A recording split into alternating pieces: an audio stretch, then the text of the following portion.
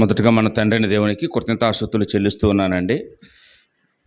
దేవుని సన్నిధిలో హాజరైనటువంటి నా తోటి సహోదరులకు, సోదరిమణులందరికీ నా హృదయపూర్వకమైన వందనాలు తెలియజేస్తూ ఉన్నాను. ఈరోజు మనం ఒక మంచి పాఠాన్ని నేర్చుకుందామండి. ఈరోజు మనం నేర్చుకోబోయే పాఠం ఏంటంటే, ఏది అసలైన పెద్ద సమస్య, ఏది అసలైన పెద్ద సమస్య అనే పాఠాన్ని నేర్చుకుందామండి. ఈ ప్రపంచంలో ఉన్న ప్రతి మనిషికి కూడా ఏదో ఒక సమస్య ఉంటుందండి. సమస్య లేని మనిషి లేడు, సమస్య లేని కుటుంబము లేదు, సమస్య లేనటువంటి రాష్ట్రాలు లేవు, దేశాలు లేవండి. ప్రపంచంలో ఉన్న అన్ని దేశాలకి కూడా ఈ రోజుకి కూడా పరిష్కరించబడని సమస్యలు ఎన్నో ఉన్నాయండి. ఉదాహరణకి కొంతమందికి పేదరికమే సమస్య. అంటే మంచి భోజనం లేకపోవడం, మంచి బట్టలు లేకపోవడం, మంచి ఇల్లు లేకపోవడం, ఇవి ప్రాథమికంగా ప్రతి మనిషికి కావలసినవండి. కానీ ఇవి కూడా తీర్చబడలేని వ్యక్తులు, కుటుంబాలు, దేశాలు ఎన్నో ఉన్నాయండి. అలాగే మరో సమస్య ఏంటంటే నిరుద్యోగ సమస్య అండి. అంటే ఈరోజు చాలామంది పిల్లలు చదువుకొని ఉన్నారు, కానీ వాళ్ళకు ఉద్యోగాలు లేవండి. వాళ్ళు బాగా చదువుకొని మట్టి పని చేయలేరండి, చిన్న చిన్న పనులు చేయలేరండి, కష్టపడి పని చేయడానికి అవ్వదండి. ఎందుకంటే వాళ్ళకి చిన్నప్పటి నుంచి వాళ్ళు చదువుకున్నారు బాగా, వాళ్ళకి ఉద్యోగం కావాలి. కానీ ప్రభుత్వాలు ఉద్యోగాలు ఇచ్చే విషయంలో చేతులు ఎత్తేస్తే యువత అంతా ఏమైపోతారంటే ఆత్మహత్య చేసుకొని చచ్చిపోయిన వాళ్ళు కూడా ఉంటారండి. ఉద్యోగ సమస్య కూడా చాలామందికి ఉంటుందండి. అలాగే వివాహ సమస్య, తగిన సమయంలో వివాహాలు కాకపోవడం వల్ల ఏమంటే అది ఇంతంత నరకం కాదు. ఆ సమస్య వలన వ్యక్తి నరకం చూస్తాడు, ఆ తల్లిదండ్రులు అవమానంగా బాధపడుతుంటారు, ఆ కుటుంబానికి మనశ్శాంతి ఉండదండి. ఏ వయసులో జరగవలసిన వివాహం ఆ వయసులో జరిగితేనే వాళ్ళు హ్యాపీగా ఉంటారండి. ఆలస్యమైతే ఇంక టెన్షన్ పట్టుకుంటుందండి, నిద్ర పట్టదండి. ఏమో ఇంకా పెళ్లి చేయవా అని అందరూ అడుగుతుంటే ఆ తల్లిదండ్రులు చాలా బాధపడిపోతారండి. వివాహ సమస్య. మరి కొందరికి వివాహం అయిన తర్వాత పిల్లలు పుట్టకపోతే పిల్లలు లేని సమస్య మరీ పెద్దదండి. ఎవరైనా పిల్లలు ఎత్తుకొని చూస్తే ఇంక వీళ్ళు ఏడ్చేస్తుంటారండి. ఎందుకంటే అయ్యో మాకు పిల్లలు లేరు, మాకుంటే బాగుండు అని. ఇలాగా పిల్లలు లేని సమస్య, అది కూడా పెద్ద సమస్యనే అండి. అలాగే ఎక్కువ మంది ఎదుర్కొంటున్న సమస్య ఏంటంటే అనారోగ్యాలండి. అంటే ఇప్పుడు మనం తినే తిండిని బట్టి, ఇప్పుడు వాతావరణాన్ని బట్టి, ఇప్పుడు మనం తాగే నీళ్ళను బట్టి మనకు అనేక రోగాలు మనకు తెలియకుండానే వచ్చేస్తాయండి. అప్పుడు మనం అలాగెళ్ళి అన్ని టెస్టులు చేసుకుంటే మనకి ఏదో ఒకటి చూపిస్తారండి. ఒక ప్రాబ్లం అని వెళ్తే మనకు 4-5 ప్రాబ్లాలు ఉన్నాయని చెప్తారండి. అంటే ప్రతి మనిషి కూడా చిన్న వయసుతో తారతమ్యం లేకుండా ఈరోజు షుగర్లు, బీపీలు అందరికి వచ్చేసేయండి, క్యాన్సర్లు, ఏమండి, ఇవి చాలామంది ఎదుర్కొంటున్నటువంటి సమస్యలండి. ఇక మనం చెప్పుకుంటే కొంతమందికి ఇవేమి ఉండకపోవచ్చు, కానీ కుటుంబ కలహాలండి, అది సమస్య కదండి. ఇప్పుడు వాళ్ళకి పిల్లలు ఉంటారు, ఉద్యోగం ఉంటుంది, ఇల్లు ఉంటుంది, తినడానికి లోటు ఉండదు, అన్నీ ఉంటాయి. కానీ ఆ భార్యాభర్తల మధ్యన సమాధానం ఉండదండి. అది ఏదో పద్యం ఉంటుంది, ఇంటిలోని పోరు ఎంతంత కాదు అని, ఏమండి. కాబట్టి దాన్ని ఎవరు వర్ణించలేము. అది మరీ నరకం అండి, అది మరీ చాలా ఇబ్బంది. ప్రపంచ దేశాలన్నీ ఇప్పుడు ఎదుర్కొంటున్నటువంటి సమస్య ఏంటో తెలుసా అండి? ఐక్యరాజ్య సమితి అంటే తెలుసు కదా, అన్ని దేశాలు కూడా ఒక దగ్గర కూర్చొని, అన్ని దేశాల నాయకులు ఒక దగ్గర కూర్చొని అందరం కలిస్తేనే ఈ సమస్య నిర్మూలం అవుతుంది, దీన్ని పరిష్కరించుకోగలం అని ఎప్పటికప్పుడు ఐక్యరాజ్య సమితిలో కూర్చొని మాట్లాడుకుంటూ ఉంటారు. కానీ అది పరిష్కారం అవ్వదు. అలాంటి సమస్య ఏదైనా ఉందండి? ఏమండి, మతోన్మాదం, ఉగ్రవాదం, ఏమండి, తీవ్రవాదం, ఇది దాన్ని ఎవ్వరు కూడా ఆపలేకపోతున్నారండి. యుద్ధాలు, దానివల్లే ఒక దేశానికి ఇంకో దేశానికి ఇప్పుడు ఎలాగున్నారంటే ప్రతి దేశం దగ్గర అణుబాంబులు ఉన్నాయండి. ఎవరు తగ్గట్లేదు. చిన్న దేశం తగ్గట్లేదు, పెద్ద దేశం తగ్గట్లేదు. ఏమైనా తేడా వస్తే అణుబాంబులు వేసేస్తారండి. అలాగనమాట. ఇప్పుడు ప్రెజెంటు ప్రపంచాన్ని వణికిస్తున్న సమస్య ఏదైనా ఉందంటే అదేనండి, మతోన్మాదం. ఈ మత పిచ్చి వల్ల ఏమండి, మాదే రైటు మీది తప్పు అని మా మాట మీరు వినాలి అన్నట్టు ఏం చేస్తున్నారంటే బలవంతంగా ఒక దేశాన్ని లొంగదీసుకోవడం కోసం వాళ్ళ మీద బలాత్కారం చేసి, వాళ్ళ మీద బాంబులేసి, వాళ్ళని నామరూపాలు లేకుండా చేస్తూ ఉన్నారండి. ఇవన్నీ భౌతికమైనటువంటి సమస్యలండి. ఇవన్నీ మన కంటికి కనపడుతూ ప్రతిరోజు మనం టీవీల్లోనూ పేపర్లోనూ మనం చూస్తున్నటువంటి సమస్యలండి ఇవన్నీ. కానీ మనిషి ఏమనుకుంటాడంటే, ఎలాగైనా నేను ఈ సమస్యల నుంచి విడుదల పొందాలి, ఎలాగైనా ఈ సమస్యలన్నీ నేను పరిష్కరించుకోవాలి, ఎలాగైనా నేను ఈ సమస్యల నుండి బయటపడాలని తప్పిస్తూ ఉంటాడండి, ఆలోచిస్తూ ఉంటాడు.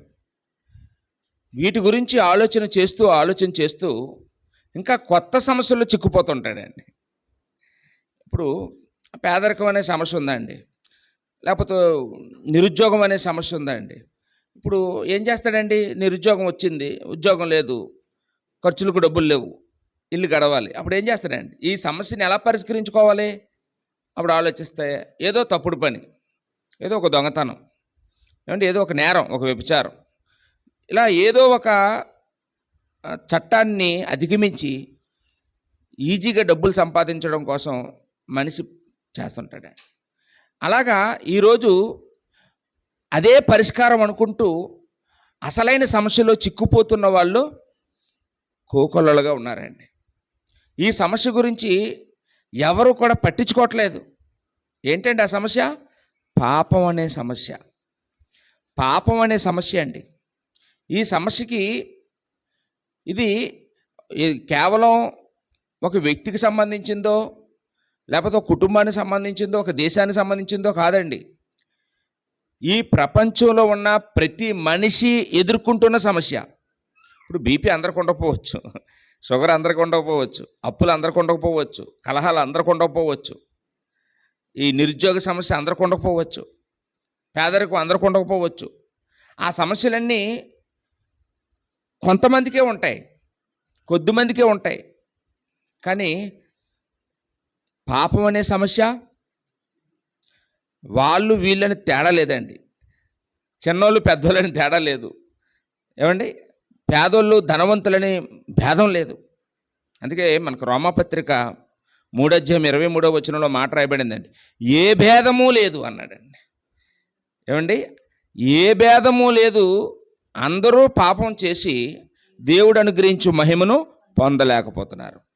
అంటే ఈ విషయంలో మాత్రం, ఈ పాపం అనే సమస్య విషయంలో అందరూ ఎదుర్కొంటున్నారు. ఇది అందరూ ఎదుర్కొంటున్న అసలైన పెద్ద సమస్య అండి. కానీ అసలు ఈ సమస్య గురించి దేశ నాయకులకి ఆలోచన ఉండదు, దేశ పౌరులకి ఆలోచన ఉండదు, చదువుకుంటున్న విద్యార్థులకి అవగాహన ఉండదు. ఎవరు కూడా దీని గురించి ఆలోచించరండి. అమ్మ ఈ పాపం అనే సమస్య ఉంది అని అంటే, పాపం సమస్య ఎలాగవుతుంది అన్నట్టున్నారండి. పాపం చెప్పితే మనిషి ఎలా బతుకుతాం, అబద్ధం ఆడిపోతే వ్యాపారం ఎలా చేస్తాం అన్నట్టున్నారు కదండి. అబద్ధం ఆడకపోతే ఎలా బ్రతుకుతారా అన్నట్టున్నారండి. కాబట్టి ఈరోజు ప్రతి మనిషికి కూడా తెలియాల్సింది ఏంటంటే, మనందరమే ఎదుర్కోవలసిన, లేదా మనందరినీ పట్టి పీడిస్తున్నటువంటి సమస్య ఏదైనా ఉంది అంటే అదేంటండి, పాపం అనే సమస్య అండి. పాపం అనే సమస్య. ఇప్పుడు పోనండి, ప్రభుత్వాలు మంచిగా పరిపాలన చేస్తే ప్రజలకున్న ఈ సమస్యలు పరిష్కారం అవ్వచ్చు. ఇప్పుడు ఆరోగ్య సమస్యలు ప్రభుత్వం జోక్యం చేసుకుంటే మంచి హాస్పిటల్లో పెట్టిస్తే రోగాలకి మంచి వైద్యం అందుతూ ఉంటారు, ఆ సమస్య పరిష్కారం అవుతుంది. ప్రభుత్వం మంచిగా చూస్తే యువతకి మంచి ఉద్యోగాలు ఇవ్వచ్చు, అలాగా ఆ సమస్యలు పరిష్కారం అవ్వచ్చండి. ఇప్పుడు సరేనండి, అందరికి ఉద్యోగులు వచ్చాయి, అందరూ ఆరోగ్యంగా ఉన్నారు, ఏ కుటుంబం కలహాలు లేకుండా హ్యాపీగా ఉన్నారు అనుకుందాం. సంతోషంగా ఉన్నాం, ఆనందంగా ఉన్నాం. ఈ సంతోషం ఎంతకాలం అండి? ఈ ఆనందం ఎన్ని రోజులు ఉంటుందండి? ఏమండి, ఈ ఈ డబ్బుతో ముడిపడిన ఆనందం, ఈ ఆరోగ్యంతో ముడిపడిన ఆనందం ఎంతకాలం ఉంటుంది? ఎంతకాలం సుఖంగా హ్యాపీగా ఉండగలుగుతామంటే కొంతకాలమేనండి. కొంతకాలమే అంటే మనం చచ్చిపోయే వరకే. బైబిల్లో రాయబడింది మానవుడి యొక్క ఆయుష్ 70 సంవత్సరాలు, అధిక బలం ఉంటే 80 సంవత్సరాలు, అయినను వాటి వైభవం ఆయాసం దుఃఖమేనని 91 కీర్తనలో మోషే గారు రాశారండి. కాబట్టి మనిషి ఏ సుఖం కోసం ఆలోచిస్తున్నాడు అంటే ఈ తాత్కాలికమైనటువంటి సుఖం, లేక ఈ ఈ ఈ తాత్కాలికమైన సమస్యలు పరిష్కారం అయితే చాలు, మాకు ఇంకేమీ లేదండి, ఇది ఒకటేనండి అంటున్నారు. సరే, లోకంలో ఉండేవాళ్ళు అలాగనుకుంటున్నారు. క్రైస్తవులు అనబడిన వారు ఈ లోకంలో చాలామంది ఉన్నారు. అందులో ముఖ్యంగా మరొకరికి వాక్యం చెప్పగలిగే వాళ్ళు చాలామంది ఉన్నారు. వాళ్ళు లక్షలు ఖర్చు పెట్టి, కోట్లు ఖర్చు పెట్టి, పెద్ద పెద్ద మీటింగులు పెట్టి, వాళ్ళు కూడా ఏం చెప్తున్నారో తెలుసా అండి? మీకు ఉద్యోగాలు కావాలా, మీకు పిల్లలు కావాలా, మీకు అప్పులు పోవాలా, మీకు జబ్బులు పోవాలా, రండి మా దగ్గరికి, రండి రండి వినండి స్వస్థత పొందండి అంటున్నారు. మీరు చూసారా అలాంటి పోస్టర్లు? ప్రతి పోస్టర్ మీద కనపడేవి అవే కదా. ఈ లోకానికి అసలైన సమస్య పాపం అని చెప్పవలసిన వాళ్ళు పాపం అనే సమస్యని పరిష్కరించుకుందాం రండి అని పిలవవలసిన వాళ్ళు ఏ సమస్య గురించి మాట్లాడి పిలుస్తున్నారండి? వాళ్ళు ఈ లోక సంబంధుల్లాగా, వాళ్ళు ఈ శరీర సంబంధమైన సమస్యల గురించి, ఈ తాత్కాలికమైన జీవితానికి సంబంధించినటువంటి ఈ సమస్యల గురించి ఆలోచిస్తున్నారు, కానీ అసలైన సమస్య గురించి ఎవరూ ఆలోచించలేకపోతున్నారండి. మనందరివి కూడా ఈ భూమి మీద ఉన్నప్పుడే ఈ పాపం అనే సమస్యకి పరిష్కారం గురించి ఆలోచించాలి, దాన్ని పరిష్కరించుకోవాలి, దాని విషయంలో తగిన జాగ్రత్తలు తీసుకోవాలండి. దాన్ని నిర్లక్ష్యం చేయకూడదు. దాన్ని కనుక నిర్లక్ష్యం చేసామా ఏమవుతుందండి? మనం భారీ మూల్యాన్ని చెల్లించవలసి వస్తుంది. ఏదో ఒక యాడ్ ఉంటుంది కదండి, నిర్లక్ష్యానికి తప్పదు భారీ మూల్యం. అంటే భారీ మూల్యం అంటే ఎలా ఉంటుందంటే అది అనంతకాలం అండి ఆ శిక్ష. ఒకవేళ ఈ భూమి మీద మనిషి పాపంతోనే కొనసాగుతూ చనిపోతే ఎక్కడికి వెళ్తాడు అంటే నిత్య నరకానికి వెళ్తాడు, అగ్నిగుండానికి వెళ్తాడు. యుగయుగాలు తరతరాలు అక్కడ అగ్నిలో మండిపోతూ కాలిపోతూ, అగ్ని ఆరదు పురుగు చావదు, అక్కడ కోట్ల సంవత్సరాలు అక్కడ యాతన పడాల్సి వస్తుందండి. కాబట్టి అసలు వాటితో పోల్చుకుంటే ఈ భూమి మీద మనకున్న సమస్యలు అసలు సమస్యలా చెప్పండి? ఏమండి, పేదరికం నరకంతో పోల్చుకుంటే ఆ రెండో మరణంతో, మనకి ప్రకటన గ్రంథంలో ఉంటుంది కదండి రెండో మరణం గురించి, ఆ రెండో మరణంతో పోల్చుకుంటే ఈ భూమి మీద ఉన్న సమస్యలు పెద్ద సమస్యలే అండి? కానే కావండి, ఇవేవి పెద్ద సమస్యలు కావు. అపోస్తలుడు పౌలు అంటారు, క్షణమాత్రం ఉండని చులకన శ్రమ అని. 2 కొరింథీ పత్రిక 4:17 పౌలుకు వచ్చిన శ్రమల గురించి ఆ కొరింథీలతో మాట్లాడుతూ, అమ్మో నాకు శ్రమలు, నాకు రోగాలు, అమ్మో నాకు అప్పులు, అమ్మో నాకు సమస్యలు అయ్యి అని ఆందోళన పడిపోలేదు అతను. ఈ శ్రమలన్నీ, నేను ఎదుర్కొంటున్న శ్రమలన్నీ క్షణమాత్రం ఉంటాయి. ఇది చులకనవి. దేంతో పోల్చుకుంటే చులకనవి? నరకంలో మనం వేయబడ్డంతో పోల్చుకుంటే ఈ భూమి మీద మనం పడుతున్న కష్టాలన్నీ ఏపాటవండి? చాలా తేలిక. పరలోకంతో పోల్చుకుంటే పరలోకం ఎలా ఉంటుందండి?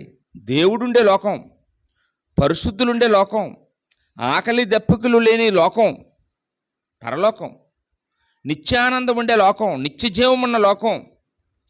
ఆ పరలోకంతో పోల్చుకుంటే ఈ ఈ కష్టాలు ఏపాటివి చెప్పండి. ఇప్పుడు ఒక మిలిటరీ జాబ్ కోసమో, పోలీస్ జాబ్ కోసమో ఒకళ్ళు ఎవరైనా ట్రై చేసినోళ్ళు వాళ్ళు చాలా శిక్షణ పొందుతారండి. వాళ్ళు ఆ శిక్షణ పొందేటప్పుడు కొంతమంది చచ్చిపోయినోళ్ళు కూడా ఉంటారండి. ఆ రన్నింగ్ రేస్‌లో పరిగెత్తాలి 5 కిలోమీటర్లు. బరువు వెనక్కి కట్టుకొని పరిగెత్తాలి. పెద్ద పెద్ద కొండలు తాడు పట్టుకొని ఎక్కాలి. హై జంపులు చేయాలి. లాంగ్ జంపులు చేయాలి. ఆకలితో కొన్ని రోజులు ఉండగలగాలి అరణ్యంలో. అంటే ఇలాంటి అనేక టెస్ట్‌లు వాళ్ళకి పెడతారండి. అనేక పరీక్షలు వాళ్ళకి పెడతారు. ఆ పరీక్షలన్నీ నెగ్గాలండి. అవన్నీ ఓర్చుకోవాలి. అవన్నీ భరించాలి. ఎందుకు భరిస్తారండి అయన్నీ? ఉద్యోగం కోసం. ఉద్యోగం వస్తే జీవితకాలం అంతా సుఖపడొచ్చు. నా కుటుంబాన్ని అభివృద్ధి చేసుకోవచ్చు. నేను హ్యాపీగా ఉండొచ్చు. సమాజం నన్ను గౌరవిస్తది అని ఆ పొందబోయే ఆనందం కోసం ఈ కష్టాలన్నీ కూడా ఏం చేస్తారండి? తృణప్రాయంగా అనుకుంటారండి. ఓర్చుకుంటారు. అవి వెనక్కి తిరిగి చూస్తే అవి చిన్న చిన్న సమస్యలాగా ఉంటుందండి. అవునా కాదండి? అలాగే పరలోక రాజ్యంతో పోల్చుకుంటే, పరలోకంలో మనకున్న ఆనందంతో మనం పోల్చుకుంటే, ఇప్పుడు మనకున్న కష్టాలు కూడా ఎలాంటివండి? చాలా చిన్నవండి. చాలా అల్పమైనవి. కానీ ఈరోజు మనం ఏదైనా చిన్న సమస్య రాగానే మనం అలాగ అనుకుంటున్నామండి. నాకేంటండి, ఈ క్షణం చచ్చిపోయిన పరలోకం వెళ్ళిపోతాను. నాకేంటి పరలోక రాజ్యం ఉంది. నాకు రక్షణ భాగ్యం ఉంది. నేను దేవుని కుమారుణ్ణి, పరిశుద్ధాత్మను పొందినోడిని, నిత్యజీవానికి వారసుడిని, జీవం గల దేవుని సంఘంలో నేను సభ్యుడిని అని అసలు మనకి ఎప్పుడైనా గుర్తొస్తుందా చెప్పండి? అలాంటివి ఏం గుర్తొస్తాయండి? అమ్మో నేను చచ్చిపోతానంట, అమ్మో నాకు జబ్బు వచ్చిందంట, అమ్మో నాకు సమస్యలు ఎక్కువైపోయాయని ఈరోజు మనం పెద్ద భూతత్వంలో చూసుకుంటున్నాం చిన్న సమస్యని. మనకి బ్యాక్టీరియాని చూస్తారు కదా మైక్రోస్కోప్లో పెట్టి, అది చాలా చిన్నది కనపడదు. కానీ కావాలని దాన్ని ఆ మైక్రోస్కోప్లో పెట్టి ఆ బయోస్కోప్లో పెట్టి చూస్తే అది చాలా పెద్దదిగా కనపడుతుంటుందండి. ఈరోజు మనం కూడానండి మన సమస్యల్ని భూతద్దాల్లో చూసుకుంటున్నాం. కానీ నరకంతో పోల్చుకుంటే ఇది పెద్ద సమస్య కాదు. పరలోకంతో పోల్చుకుంటే ఇప్పుడు అనుభవిస్తున్న ఆనందం ఇది పెద్ద ఆనందం కాదు. ఈ తాత్కాలికమైన ఆనందం కోసం, తాత్కాలికమైన సుఖాల కోసం నిత్యము ఉండేటటువంటి ఏమండి ఆ రాజ్యాల గురించి మనం ఆలోచించలేకపోతున్నాం. దాని గురించి అసలు అవగాహనే లేకుండా ఉన్నాం. ఆ మాటలు ఎవరైనా చెప్తే వెర్రితనంలాగా తీసుకుంటున్నామండి. కానీ దేవుని యొక్క గ్రంథం మనకి ఏం చెప్తుందంటే అవి వెర్రి మాటలు కావండి. ఇవి పిచ్చి మాటలు కావు. ప్రతి మనిషి ఆలోచించవలసిన, నిర్ణయాలు తీసుకోవలసిన, జాగ్రత్త పడవలసిన సమస్య అండి ఇది. ప్రతి మనిషి. కారణం ఏంటి అంటే ఈ పాపం అనే సమస్య దేవుడికి పరమ అసహ్యమైనటువంటి సమస్య అండి. దేవుడికి పరమ అసహ్యం ఎందుకు అయింది అంటే దేవుడు ఎవరు అంటే పరిశుద్ధుడండి. దేవుడు ఎవరమ్మా? పరిశుద్ధుడు. దేవుడి దగ్గర పాపులకు చోట్లేదు. దేవుడి దగ్గర పాపులకు చోట్లేదండి. కాబట్టి ఆ దేవుడుండే లోకానికి మనం వెళ్ళాలంటే ఈ భూమి మీద ఉండగానే మనం మన పాపాలను ఏం చేయాలమ్మా? కడిగేసుకోవాలి. మన పాపాలను మనం విడుదల పొందాలండి. పాపాల నుంచి విడుదల పొందాలి. పాపానికి దూరంగా ప్రత్యేకింపబడి మనం బ్రతకవలసిన అవసరత ఎంతైనా ఉందండి. చూడండి, మనకి దావీదు రాసినటువంటి కీర్తనలు 5వ కీర్తన 4 నుంచి 5 వచనాలు మనం చూసినప్పుడు 5వ కీర్తన 4 నుంచి 5 వచనాల్లో రాయబడిన మాట ఏంటంటే, నీవు దుష్టత్వమును చూచి ఆనందించువాడువు కావు. ఎవరి గురించి దావీదు మాట్లాడుతున్నారు? దేవుని గురించి. దేవుడా, నీవు దుష్టత్వాన్ని చూసి ఆనందించేవాడువు కాదు. చెడుతనమునకు నీ యొద్ద చోటు లేదు. దేవుడి దగ్గర దేనికి చోటు లేదంటమ్మా? చెడుతనానికి చోటు లేదంట అండి. డాంబీకులు నీ సన్నిధిని నిలవలేరు. డాంబీకులు అంటే ఎవరు? గొప్పగా బుకాయించి మాట్లాడేసేవాళ్ళు. ఇక్కడ అందరి నోళ్ళు మూయించేసిన వాళ్ళు. ఇక్కడ మూయించేయగలం, ఇక్కడ అందరినీ సరిపెట్టేయగలం, అందరినీ నోరు మూయించేయగలం, మనమే గెలిచేయగలం తప్పు చేసి కూడా. కానీ అక్కడ అలాంటి అవకాశం లేదంట అండి. పాపము చేయువారందరూ నీకు అసహ్యులు అన్నాడు. పాపం చేసేవాళ్ళంటే దేవుడికి అసహ్యం అంటండి. ఇంకా ఆ విషయంలో మాత్రం దేవుడు కాంప్రమైజ్ అవ్వడో. ఏ విషయంలోనైనా దేవుడు అడ్జస్ట్ అవుతాడు, కానీ ఎక్కడ అడ్జస్ట్ అవ్వడంటమ్మా దేవుడు? పాపం విషయంలో మాత్రం దేవుడు అడ్జస్ట్ అవ్వడని దేవుని యొక్క గ్రంథం చెప్తూ ఉందండి. యెషయా గ్రంథం 1వ అధ్యాయం 12వ వచనంలో దేవుడు ఇశ్రాయేలు ప్రజలతో మాట్లాడుతూ ఉన్నాడు, లేకపోతే యోధా వారితో మాట్లాడుతూ ఉన్నాడు.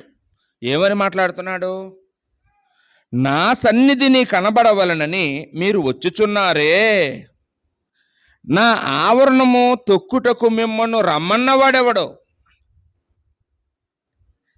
ఎవరితో మాట్లాడుతున్నారండి దేవుడు? తన ప్రజలైన యూదులతో మాట్లాడుతున్నారు.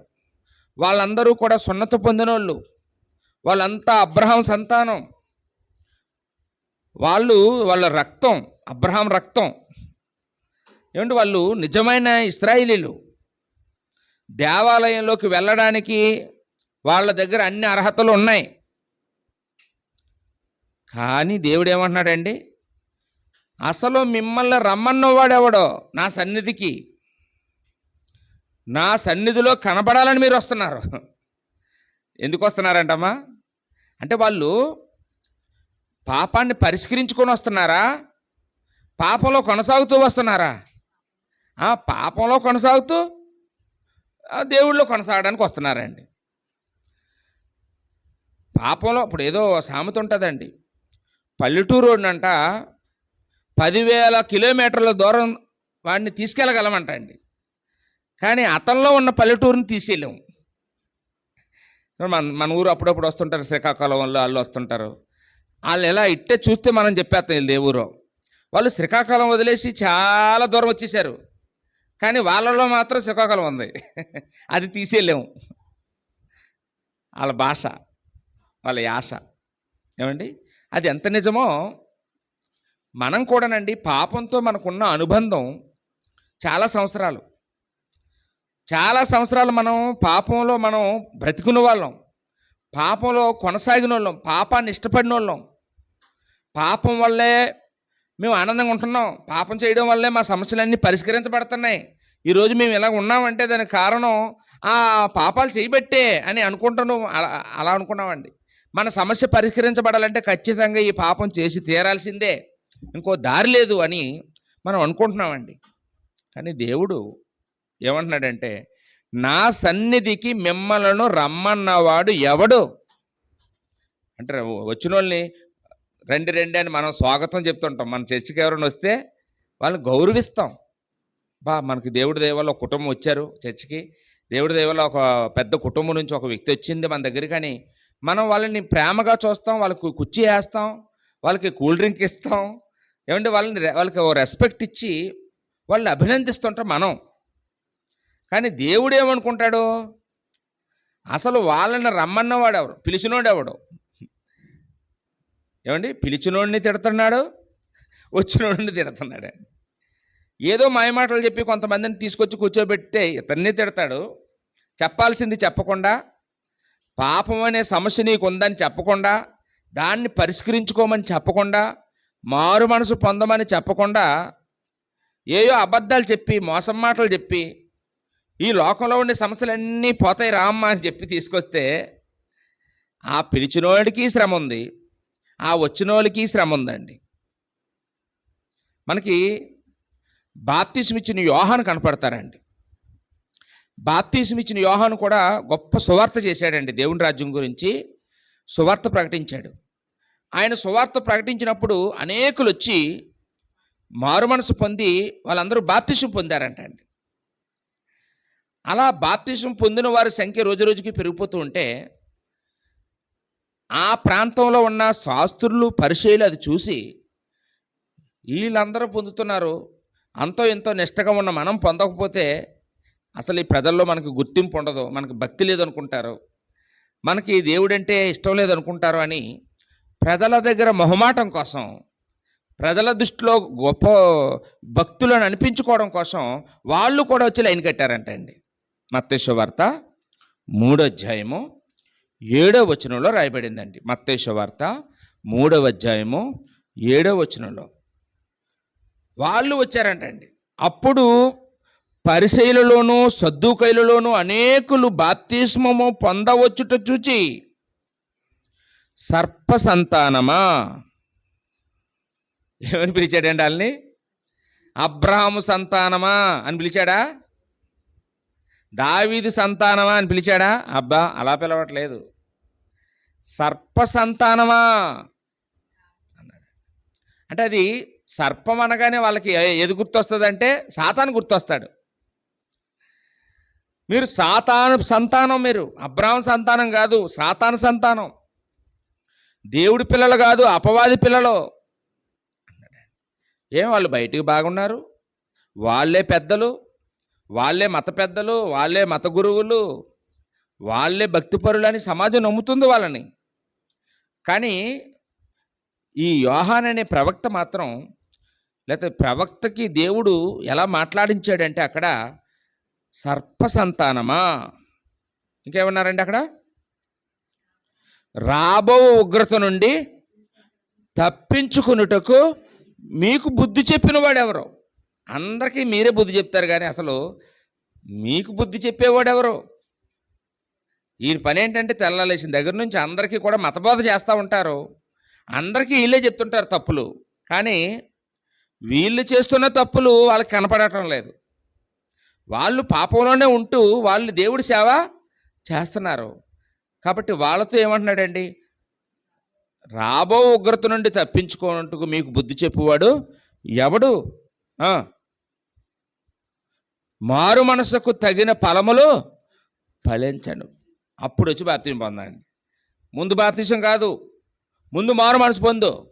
మారు మనసు పొందావని నీ క్రియలలో కనపడాలి. అప్పుడు నువ్వు బాప్తిసం పొందుకుంటే నువ్వు రక్షింపబడతావు. అంతేగాని ముందు వచ్చేసి బాప్తిసం పొందేసి ఏదో గుర్తింపు కోసం. ఇప్పుడు ఈ కాలంలో కూడా చాలామంది పెళ్లి సంబంధం రైట్ అయిపోయిన తర్వాత ఏం చేస్తారండి? దేవుణ్ణి నమ్ముకున్న అబ్బాయి దొరికాడు అనుకోండి, దేవుడి దయ వల్ల, అప్పుడు అమ్మాయికి బాప్తిసం ఇస్తారండి. మరి అప్పుడు దాకా ఎందుకు ఇవ్వలేదు? దేవుణ్ణి నమ్ముకున్న సంబంధం రాదేమోనని భయంతో ఇవ్వరండి. అంటే పెళ్లి కోసం బాప్తిసం పొందారా? రక్షింపబడాలని బాప్తిసం పొందారా? పాపం నుంచి విడుదల పొందాలని బాప్తిసం పొందారా? పెళ్లి సెట్ అయిందని బాప్తిసం పొందారా? ఏంటి? అది పాపం నుంచి విడుదల పొందాలని పొందట్లేదు బాప్తిసం, పెళ్లి కోసం. అన్నీ కలిసి వచ్చాయి కాబట్టి అప్పుడు ఇస్తారండి, కలిసి రాకపోతే ఎవరండి. ఈరోజు మనం క్రైస్తవులమైన తర్వాత కూడా ఇంకా మనల్ని పాపం ఏలుతుంది, ఇంకా మనం పాపానికి బానిసలుగానే ఉన్నాం, ఇంకా మనకి పాపం మనల్ని సులువుగా చిక్కులు పెడుతుంది, మనల్ని చిక్కులు పెట్టుకుంటుంది. మనం దేవుళ్ళో ఉన్నాం అనుకుంటున్నాం, కానీ ఇంకా మనం లోకంలోనే ఉన్నాం. మనం క్రీస్తులో ఉన్నాం అనుకుంటున్నాం, కానీ ఇంకా లోకంలోనే ఉన్నాం. అలాంటివి ఎప్పుడు తెలిస్తే అంటే మన ఇంట్లో పెళ్ళిళ్ళు అయినప్పుడు, మన ఇంట్లో దిగినప్పుడు. ఏమండి? ఖచ్చితంగా మనం ఎక్కడున్నామో తెలిసిపోద్దండి. మనకేదైనా చిన్న శ్రమలు వచ్చినప్పుడు తెలిసిపోద్దండి మనం ఎక్కడున్నాం, లోకంలో ఉన్నామో క్రీస్తులో ఉన్నామో తెలిసిపోద్దండి. పెళ్ళిళ్ళు అయ్యేటప్పుడు ఏం చేస్తారండి? లోకస్తులు చేసే ఆచారాలన్నీ వీళ్ళు చేస్తుంటారు. క్రైస్తవులే మరి లోకంలో ఉండే ఆచారాలన్నీ చేస్తుంటారండి. మాకు ఒక కుటుంబం ఉందండి, వాళ్ళు భార్యాభర్తలు ఇద్దరు క్రైస్తవులే, వాళ్ళ అబ్బాయి వాళ్ళ అమ్మగారు కూడా క్రైస్తవులే, వాళ్ళ పిల్లలు కూడా చర్చికి వచ్చేవాళ్ళు. కొంతకాలం తర్వాత వయసులోకి వచ్చాక ఆ పాప వేరే చర్చికి వెళ్ళిపోయేది. అడిగితే ఏమోనండి రావట్లేదండి అని అనేవారు. వీళ్ళు ముగ్గురు వచ్చేవారు చర్చికి చోడవరంలో. తర్వాత ఆ పాపకు మ్యారేజ్ సెట్ అయిందండి. సరే కదా, మేము కూడా కొంచెం ఆర్థిక సహాయం అది చేసాం, మన చర్చికి రాకపోయినా అమ్మాయి బాగుండాలని కొద్దిగా సహాయం చేసాం. మరి ఇంతకీ పెళ్ళి పెళ్ళి ఏం చేస్తారు బాబు, ఎలా చేస్తారు బాబు అంటే, లేదండి అబ్బాయి వాళ్ళు ఒప్పుకోలేదండి, హిందూ మ్యారేజే కావాలంటున్నారు, కాబట్టి హిందూ మ్యారేజ్ చేస్తున్నామండి అన్నారు. అదేంటి బాబు అలాగంటే, అది లవ్ అండి మరి తప్పదండి అంటున్నారు. వాళ్ళు లవ్ చేసుకున్నారండి. చి చి చి చి అనుకున్నాం. సర్లే ఎలాగ బొండి అనుకున్నాం. పెళ్ళికి రమ్మని పెట్టారండి. అది ఆదివారం పూట పెట్టారు రాత్రికి. సరే కదా అని దానికి కూడా తల వంచి వెళ్ళాం. వెళ్ళిన తర్వాత ఆ పెళ్ళికొడుకు వాళ్ళ కుటుంబం అంతా కూర్చున్న దగ్గర నేను కూర్చున్నానండి. వాళ్ళు నాకు తెలిసినోళ్ళు. "అరే మీరా? మీ సంబంధమా?" అని అంటే, "అవునండి" అన్నా. "మరి మీరు క్రిస్టియన్స్ కదా! ఎందుకు హిందూ మ్యారేజ్‌లు చేస్తున్నారు మీరు" అని అంటే, "బాబు మీరు ఎప్పుడు రాలేదు ఈ గొడవల్లోకి. మేము కాళ్ళు ఏళ్ళు పట్టుకొని బ్రతిమిలాడాం క్రిస్టియన్స్ మ్యారేజ్ చేద్దామని. అమ్మాయి వాళ్ళ కుటుంబమే ఒప్పుకోలేదండి. ఆళ్ళు హిందూ మ్యారేజ్ కావాలన్నారు" అన్నారు. నాకు బుర్ర బద్దలైపోయిందండి. "రేయ్! ఈళ్ళా మా చర్చ్ మెంబర్సు ఇలాంటోళ్ళా? వాళ్ళు క్రిస్టియన్స్ మ్యారేజ్ కావాలంటే, వీళ్ళు హిందూ మ్యారేజ్ కావాలని కోరుకొని మాకు అబద్ధాలు చెప్పారండి వచ్చి. వాళ్ళు ఒప్పుకోలేదని మాకు చెప్పారు. మేము క్రిస్టియన్స్ అండి. మా అబ్బాయి కోసం తలొంచామండి. ఆళ్ళు ఒప్పుకోలేదండి. మరి మా అబ్బాయి చచ్చిపోతానంటున్నాడు. అందుకని మేము హిందూ మ్యారేజ్‌కి మేము ఒప్పుకున్నామని" అబ్బాయి గలోళ్ళు చెప్తున్నారు. ఇప్పుడు చెప్పండి, అసలు మనం అంత బరి తెగించకపోవచ్చు గానీ, చాలామంది ఏం చేస్తారో తెలుసా అండి?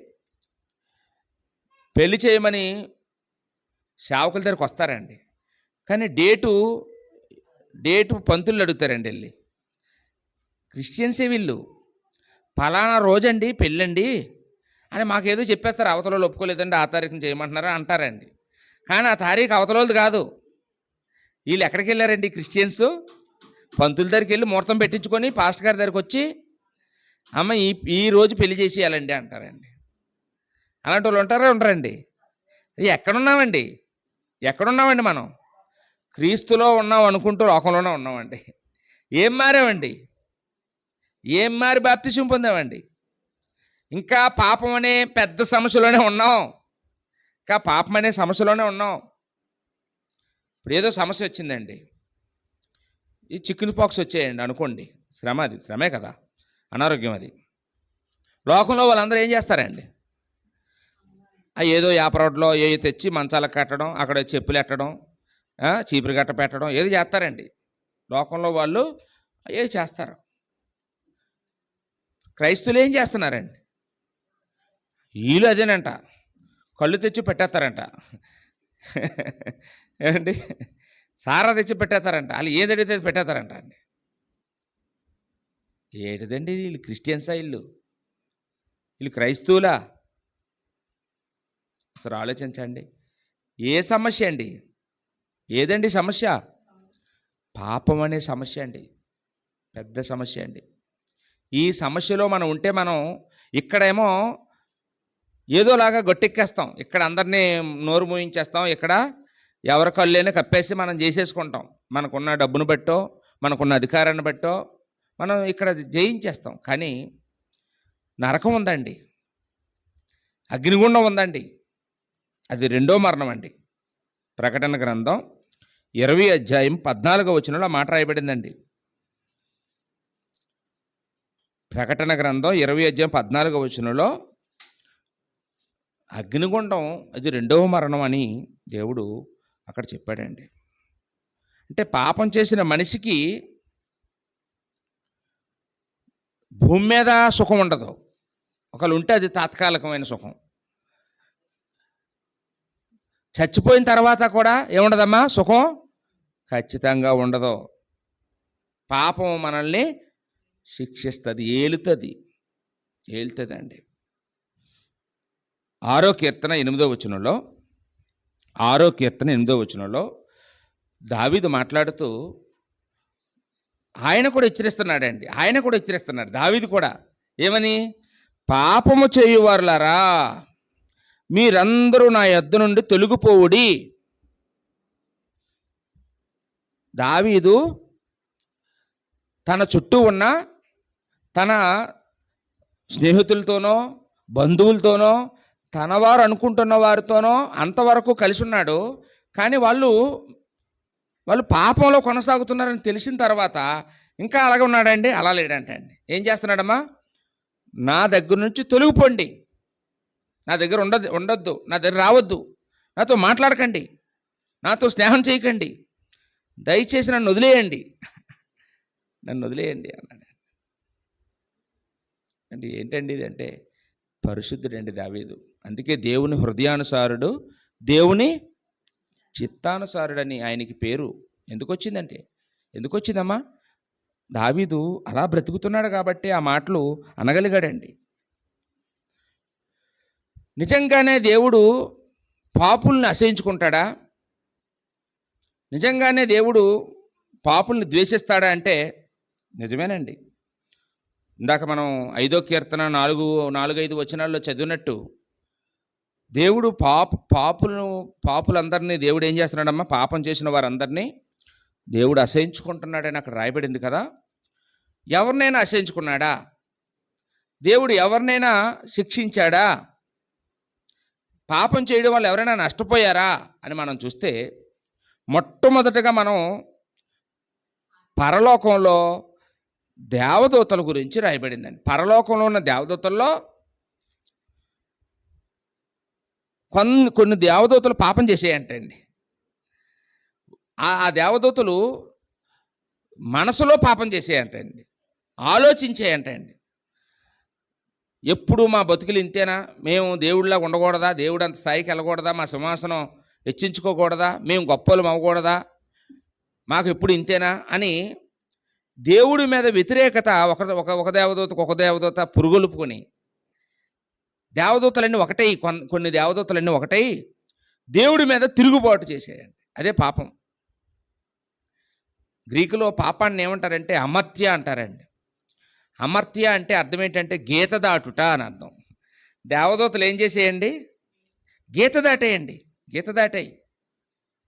అప్పుడు దేవుడు నా దేవదూతలు ఇప్పుడు వరకు పాటలు పాడి నన్ను పొగిడాయి, నన్ను ఎంత స్తుతించాయో, నన్ను ఎంత గణపరిచాయో, ఇలాంటి దేవదూతలు ఒక్కసారే కదా, మనసులోనే కదా అదే అనుకున్నారు, బయటికేమో నా దగ్గరకు వచ్చి అనలేదు కదా, వాళ్ళే కదా అనుకున్నారు, పోన్లే వదిలేద్దాం అనుకున్నాడండి. ఒకసారి చూడండి పేతురు రాసిన 2వ పత్రిక 2వ అధ్యాయము 4వ వచనం.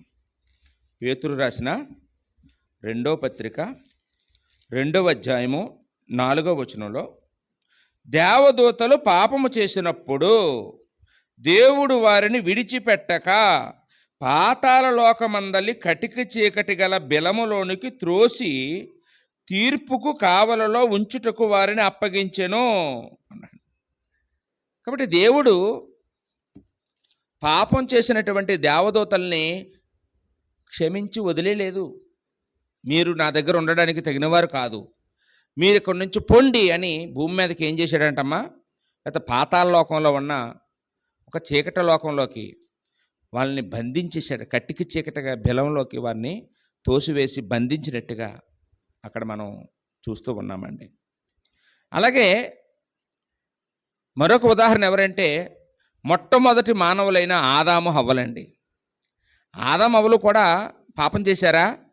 పాపం చేశారు. వాళ్ళు కూడా గీత దాటారా? వాళ్ళు గీత దాటారు. వాళ్ళు ఏం పాపం చేశారు? దేవుడు తినొద్దన్న పండుని తిని వాళ్ళు పాపం చేశారండి. పాపం చేయక మునుపు దేవుడితో వాళ్ళకున్న సంబంధం ఎలా ఉండేదండి? ఏమండి, దేవుడు ప్రతిరోజు సల్లపూట వచ్చి వారితో మాట్లాడేవాడంట. వాళ్ళు దేవుడి యొక్క మాటలు వినేవారు, ఆనందించేవారు, సంతోషంగా ఉండేవారండి. వాళ్ళకి భయం లేదు, పిరికితనం లేదు, సిగ్గు లేదు. అప్పుడు వాళ్ళకి దిగులు లేదు, చింత లేదు. వాళ్ళు చాలా ధైర్యంగా, చాలా హుందాగా ఉండేవారు, ప్రశాంతంగా. ఇప్పుడు పసిపిల్లలు ఎలాగుంటారండి అలా ఉండేవారండి. కయ్యం అనగానే అమ్మ తీసుకెళ్ళి పాలు పెట్టద్ది అంటే వాళ్ళకి అమ్మో మధ్యాహ్నం ఏమి వండాలి, రాత్రికి ఏమి వండాలి, ఇవి ఫీజులు కట్టాలి, అలా వాళ్ళకి ఏమైనా ఉంటాయండి? అసలు ఏ సమస్యలు ఉండవండి. ప్రపంచం ఏమైపోతే నాకేమి, మా అమ్మ ఉంది, నాకు పాలు పెడుతుంది, నన్ను ఉయ్యాలు వేస్తుంది, నాకు స్నానం చేయిస్తుంది, నన్ను రెడీ చేస్తుంది, నాకు అంతా రెస్టే. అలా ఉండేవారండి ఆదాము అవ్వలు కూడా. పాపం చేయక మునుపు ఎలా ఉండేవారండి? ఒక చిన్నపిల్లల్లాగా వాళ్ళు ఉండేవారండి. దేవుడితో ఆనందంగా ఉండేవారండి. పాపం చేసిన తర్వాత దేవుడు వచ్చి పిలిచినా సరే దేవుడు ముందుకు రావడానికి సిగ్గుపడి భయపడి చెట్ల చోటను దాక్కున్నారంట అండి. చెట్ల చోటను దాక్కున్నారు. అంతకుముందు దేవుడి స్వరం వినగానే వచ్చేసేవాళ్ళు. ఇప్పుడు దేవుడితో మాట్లాడడానికి కూడా ఇష్టపడటం లేదు, దేవుడి ముందుకు రావడానికి ఇష్టపడట్లేదు, దేవుడి దగ్గరికి రావడానికి ఇష్టపడలేదు. భయపడుతున్నారు, సిగ్గుపడుతున్నారు, అవమానం అనుకుంటున్నారు. కారణం ఏంటండి? పాపం. వాళ్ళలో దోషారోపణ జరిగింది. వాళ్ళు దేవుడికి దూరం అయిపోయారండి. దేవుడు వాళ్ళని కఠినంగా శిక్షించాడా, వదిలేశాడా అండి? కఠినంగా వాళ్ళు చంపలేదు, కానీ భౌతికంగా చంపలేదు. కానీ ఏం చేశాడమ్మా? తోటలోంచి గంతేశాడు. తోటలోంచి గంటేశాడు. కష్టపడేలాగా శపించేశాడు. రోజు చెమట వచ్చి పని చేస్తేనే కానీ నీ జీవితం చచ్చిపోయే వరకు పురుషుడు ఏం చేయాల్సి వస్తుందండి? ఇప్పుడు ఎంత డబ్బున్నా మా మగవాళ్ళు అందరూ కష్టపడాల్సిందే. ఎంతున్నానండి. ఇప్పుడు అంబానీ ఉంటాడు, ఆయన కూడా ప్రశాంత పడుకోడు, రోజు పని చేస్తాడు. ఆయన పని చేయాల్సిందే, ఆయన పని ఏదో ఆయన చేయాల్సిందే. ఇప్పుడు అంబానీ భార్య ప్రశాంతంగా ఉంటుందా? అంబానీ ప్రశాంతంగా ఉంటాడా? అంబానీ భార్యకి రెస్ట్ ఉంటుందేమో కానీ అంబానీకి ఉండదండి. ఎందుకంటే ఆయనకి ఏతనలో ఏమో ఇన్ని బిజినెస్లు ఇన్ని దేశాల మీద పెట్టుబడి పెట్టాను, ఏమైపోతుందో డబ్బు అంతాను, ఎవరు మోసం చేసేస్తారో నన్ను అని అనుకొని ప్రతిదీ ఆలోచించుకుంటే ఆయనకి బీపీ వచ్చేద్దండి. పురుషుడేమో చెమటోర్చి పనిచేసేలాగా శపించబడ్డాడు. స్త్రీ ఏమో ప్రసవ వేదన అనిపించేలాగా, అలాగే భర్త చేత ఏలబడే స్థితి అంతకుముందు లేదు. కానీ ఆ పాపం చేసిన తర్వాత నీ భర్తకు నువ్వు నిన్ను ఏళ్తాడు, నువ్వు ఆయనకి లోబడాలి. భర్తని ఏలడానికి అవకాశం లేకుండా చేశాడండి. పురుషుడికి వాక్యం చెప్పే అవకాశం లేకుండా చేశాడండి. అదండి కొరింథీ పత్రికలో మాటలు ఉంటాయి. పురుషుడికి వాక్యం చెప్పే అధికారం లేకుండా చేశాడండి. సంఘంలో స్త్రీ మౌనంగా ఎందుకు ఉండాల్సి వస్తుందంటే ఆ రోజు పాపం, ఆ అవ్వమ్మ చేసిన పాపం అండి. అవ్వమ్మ చేసిన పాపం. అవ్వమ్మ పాపం చేసిన నేను బోధించేస్తాను అంటున్నారు కొంతమంది ఇప్పుడు. దేవుడు వద్దంటే ఇదో పాపం, దేవుడు వద్దని చేస్తే ఏంటండి? ఇది పాపం కాదా? దేవుడు మౌనంగా ఉండాలి సంఘంలో, పురుషుడే వాక్యం చెప్పాలంటే లేదు నేనే చెప్తానని నిలబడ్డారు అనుకోండి, అప్పుడు ఎవరినో నోరు మూసుకోమన్నట్టు. నేను చేస్తాను, నువ్వు చూస్తూ ఉండు, నువ్వు అలాగే చెప్తావు, నా ఇష్టం అంటే దేవుడి మీద తిరుగుబాటు అండి. దేవుడి మీద తిరుగుబాటు. మనకు బైబిల్లో ఇంకా మళ్ళీ ఎవరు కనపడతారంటే ఇలాగా పాపం చేసిన వాళ్ళు, పాపం చేత శిక్షింపబడిన వాళ్ళు ఎవరు కనపడతారంటే నోవాహు కాలం నాటి ప్రజలు. ఏమండి? మత్తయి సువార్త 24వ అధ్యాయము 38వ వచనంలో ఈ నోవాహు కాలం నాటి ప్రజల గురించి రాయబడిందండి. అంటే వాళ్ళు ఎలాగున్నారంటే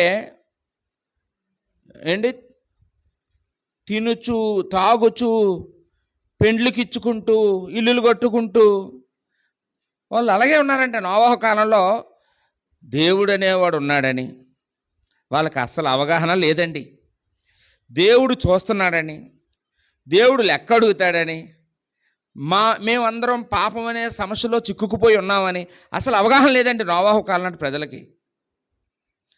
వాళ్ళు తినడానికే పుట్టామన్నట్టు తినుచూ ఉన్నారట, తాగుచూ ఉన్నారట, పెళ్ళిళ్ళు చేసుకున్నారట, పెళ్ళిళ్ళకి ఇస్తున్నారంట. దేవుడికి స్థానం లేదండి, దేవుడికి చోటు లేదు ఆ కాలంలో ప్రజల దగ్గర. ప్రజల హృదయాలు చెడిపోయాయి. దేవుడు ఏం చేశాడంటే ఇలాంటి వాళ్ళకి మామూలుగా అసలు ముందేం చేశాడంటే వాళ్ళు మారు మనసు పొందేలా చేద్దామని నోవాహుని దేవుడు ఎన్నుకుని, నోవాహు నీతిమంతుడు కాబట్టి నోవాహు ద్వారా సువార్త ప్రకటింపజేశాడండి. సువార్త ప్రకటిస్తూ ఈ మాటలు చెప్తున్నాడు నోవాహు, పాపం చేయకండి, పాపాన్ని కడిగేసుకోండి, రండి వాడలోకి రండి, వాడలోకి వస్తే మీరు రక్షింపబడతారు, లేకపోతే జలప్రలయంలో మీరు చచ్చిపోతారు అని చెప్తే విన్నారండి. వాళ్ళు అపహాస్యం చేసేవారంట అండి.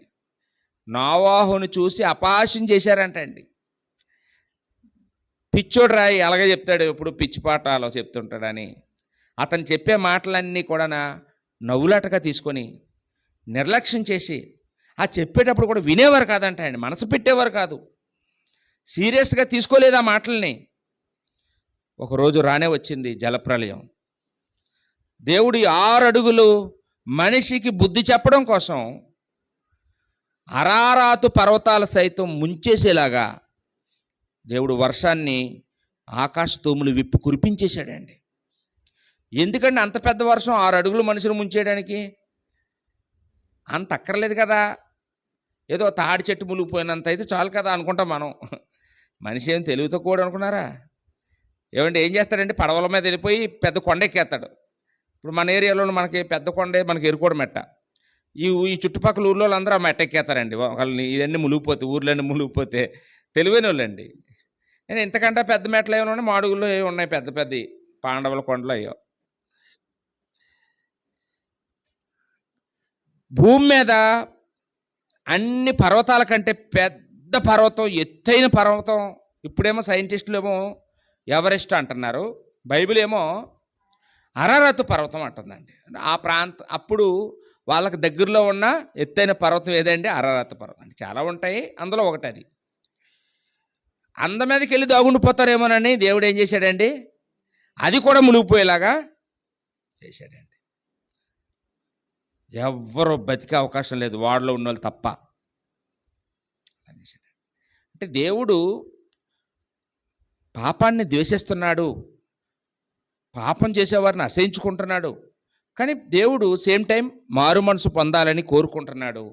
మారు మనసు పొందడానికి కొంత అవకాశాన్ని కూడా ఇస్తున్నాడు, సువార్త వారికి అందిస్తున్నాడు, సేవకుల్ని పంపుతున్నాడు, వాళ్ళు వాక్యం చెప్పేలా చేస్తున్నారు. కానీ వాళ్ళ మాటలు ఆ కాలంలో ఎవరు కూడా వినలేదు, ఎవరు పట్టించుకోలేదండి. ఇంకా మనం అలా పాపం చేసి భూమి మీద శిక్షింపబడిన వాళ్ళు ఎవరైనా ఉన్నారు అంటే, 4వదిగా మనకు ఎవరు కనపడతారంటే సొదొమ గొమొర్రా పట్టణస్తులండి. ఆదికాండము 18:20 ఇక్కడ వాళ్ళ పాపం గురించి, వాళ్ళు ఆ ప్రాంతంలో చేస్తున్న వాళ్ళ పాపాల గురించి మాట్లాడుతూ వాళ్ళ పాపమట బహుభారమైనది అన్నాడండి. వాళ్ళు చేస్తున్న పాపాన్ని నేను ఇంకా తట్టుకోలేను, బహుభారమైన పాపం చేస్తున్నారు వాళ్ళు. కాబట్టి వీళ్ళ మీదకి వర్షాన్ని కాదు కురిపించాల్సింది, అగ్ని కురిపిస్తాను, అగ్నిని కురిపిస్తాను అనుకున్నాడు దేవుడు. అగ్ని గంధకాలు కురిపించి సొదొమ గొమొర్రా పట్టణాన్ని దేవుడు ఏం చేశాడమ్మా? నాశనం చేయించాడు. వాళ్ళు నాశనం అవ్వడానికి కూడా ముందు సువార్త అందిందా?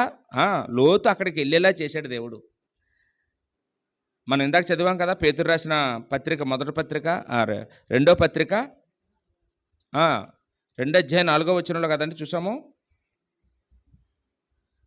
5 మరియు ఆయన పూర్వకాలమునున్న లోకమును విడిచిపెట్టక భక్తిహీనుల సమూహం మీదకి జలప్రళయం రప్పించినప్పుడు నీతిని ప్రకటించిన నోవాహును మరి 7 తప్పించును, కాపాడెను.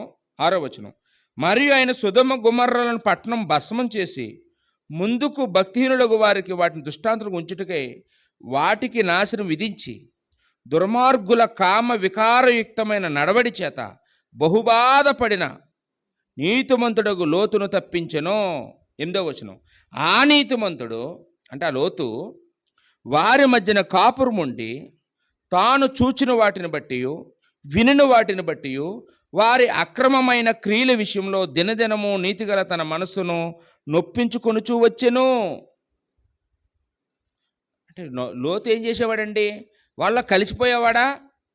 వాళ్ళు చేస్తున్న పాపాలని హెచ్చరించి వాళ్ళు నా మాట వినటం లేదని దుఃఖించేవాడా? దుఃఖించేవాడా? ఈరోజు మనం ఏం చేస్తామండి? ఒకరికి పాపంలో ఉన్న వాళ్ళని హెచ్చరించవలసిన నీతిమంతులు మనం. ఇది తప్పు, ఇలా చేయకండి అని మాట్లాడాలి మనం. దేవుడి పక్షంగా, దేవుడి ప్రతినిధులుగా మనం ఉండాలి. కానీ మనం ఏం చేస్తామండి? మనం కూడా అందులో దూరిపోతాం, మనం వాళ్ళలో కలిసిపోతాం. మనం రక్షింపబడిన వాళ్ళం అనే సంగతే గుర్తుండదు, బాప్తిసం పొందుకోవడం అని తెలీదు, దేవుని పిల్లలమయ్యా మర్చిపోతాం ఆ క్షణానికి. ఇంకా వాళ్ళకంటే మనమే ఎక్కువ చేస్తుంటామండి, వాళ్ళకంటే ఎక్కువ మనమే యాక్టింగ్. అక్కడ ఏమైపోతామండి? సొదొమ గొమొర్రా ప్రజలు ఏమైపోయారండి? వాళ్ళు భూమి మీదే అంత కఠినంగా శిక్షించబడ్డారంటే రేపు రెండో మరణంలో ఇక్కడే అగ్ని రుచి చూసేశారు. ఇంకా నరకంలో ఇక్కడ సమస్యల్లోనే ఉన్నారు, అక్కడ సమస్యలోనే ఉన్నారండి. కాబట్టి మనం ఈ భూమి మీద ఉండగానే మనం పాపాన్ని విడిచిపెట్టి దైవభయం కలిగి పరిశుద్ధంగా బ్రతికితే ఇక్కడ ఆనందంగా ఉంటాం, అక్కడ ఆనందంగా ఉంటాం. ఒకవేళ ఇక్కడ మన ఆనందం లేకపోయినా ఇక్కడ సమస్యల్లోనే బతికినా అక్కడ ఆనందం ఉంటుందండి. ఇక్కడ తాత్కాలికంగా కష్టాలు అనుభవిస్తాం, ఒకవేళ అనుభవిస్తే, కానీ నిత్యానందం, నిత్య జీవం పరలోకంలో మనం పొందుకుంటామండి. ఇంకా ఐదవదిగా మనం మరో ఉదాహరణ చూస్తే ఐగుప్తు దేశం నుంచి వచ్చినటువంటి ఇశ్రాయేలీయుల గురించి మనం ఆలోచన చేయొచ్చు. ఐగుప్తు దేశం నుంచి వచ్చిన ఇశ్రాయేలీయులు ఎంతమంది వచ్చారని రాయబడింది బైబిల్లో? 6 లక్షల మంది పురుషులు లెక్కించబడ్డారు. వాళ్ళు యుద్ధం చేయగలిగే సమర్థులు. కాల్బలము అన్నాడండి. ఏమండి, బలవంతులైన వారిని లెక్కించారు. ముసలోళ్ళని, ఆడవాళ్ళని, చిన్నపిల్లల్ని లెక్కించకుండా మంచి యవన కాలంలో ఉన్న వాళ్ళ గురించి లెక్కిస్తే 6 లక్షల పురుషులు అంటండి. మరి కనాను దేశానికి వెళ్ళాలని వచ్చారు. ఎంతమంది వెళ్ళారు? 6 లక్షల పురుషుల్లో 2 వెళ్ళారంటండి. యెహోషువ, కాలేబు అని 2 వెళ్ళారండి. తక్కిన వాళ్ళు అందరూ ఏమయ్యారు? చచ్చిపోయారు. ఎలా చచ్చిపోయారు? వయసు అయిపోయి చచ్చిపోయారా? ముసలైపోయి చచ్చిపోయారా? దేవుడు చంపేశాడండి. దేవుడు తన ఉగ్రతను కుమ్మరించి అరణ్యంలో వాళ్ళని చంపేశాడు. దేవుడు ఎందుకు చంపేశాడు? దేవుడికి ఎందుకు వాళ్ళ మీద కోపం వచ్చింది? వాళ్ళు పాపం చేశారు. వాళ్ళు దేవుని పిల్లలు అయిన తర్వాత మరలా విగ్రహారాధనలోకి వెళ్ళారు. పాపమండి. వాళ్ళు దేవుడి పిల్లలు అయిన తర్వాత మరలా వ్యభిచారంలోకి వెళ్ళారు. అది పాపమండి. వాళ్ళు దేవుడి పిల్లలు అయిన తర్వాత మళ్ళా వాళ్ళు ఆధిపత్యాన్ని కోరుకున్నారు. వాళ్ళు గర్విష్ఠులు అయిపోయారు. అందుకే దేవుడు ఏం చేశాడండి? వాళ్ళని రక్షించింది నిజం, వాళ్ళ కోసం గొప్ప అద్భుతాలు చేసింది నిజం, ఎర్ర సముద్రాన్ని చీల్చింది నిజం, వాళ్ళ కోసం బండలో నుంచి నీళ్లు రెప్పించడం నిజం, వాళ్ళ కోసం దేవుడు ఆ పగలు మేఘస్తంభంగా, రాత్రి అగ్నిస్తంభంగా వాళ్ళకి తోడుగా ఉండి ఎన్నో కార్యాలు చేసింది నిజం. కానీ వాళ్ళు పాపంలోనే కొనసాగితే దేవుడు పోన్లేరా, చేస్తే చేశారు, అక్కడికి వెళ్ళిన తర్వాత అయినా మారిపోదురు కానీ వచ్చేయండి అని తీసుకెళ్ళిపోయాడండి. ఇప్పుడు మన పిల్లలు ఏదైనా స్కూల్లో జాయిన్ చేస్తే ఆడు చదవలేదు అనుకుని సరిగాను వాడిని జంపు చేయరండి క్లాసు. ఇక్కడే ఉంటాడు నువ్వు ఈ సంవత్సరం కూడానని అక్కడే ఉంచుతారు. డబ్బులు ఇస్తామండి, మా ఊడిని 10th వేయండి అంటే, మీకు నమస్కారం, ఈ కుర్రోని తీసుకెళ్ళిపోయి ఎక్కడ జాయిన్ చేసుకుని అంటారు. మాకు చెడ్డ పేరు వచ్చేస్తుంది ఎలాంటి వాడు కానీ 10th ఫెయిల్ అయిపోతే అని. అంటే మనం ఆఫ్టర్ ఒక చదువు విషయంలోనే మనం పాస్ అవ్వకపోతే ముందుకెళ్ళవే, పరలోకం వెళ్ళిపోతామండి. మనం ఇక్కడ భూమి మీద మన పాపాన్ని కడిగేసుకోకుండా, పాపాన్ని విడిచిపెట్టకుండా, పాపంలోనే బ్రతుకుతూ క్రీస్తులో కొనసాగితే పరలోకం వెళ్ళిపోతాం. దేవుడు ఎవరినైనా వెళ్ళనిచ్చాడా? ఐగుప్తు నుంచి వచ్చిన ఇశ్రాయేలీయుల్ని వెళ్ళనిచ్చాడా? వాళ్ళని వెళ్ళడం లేదు.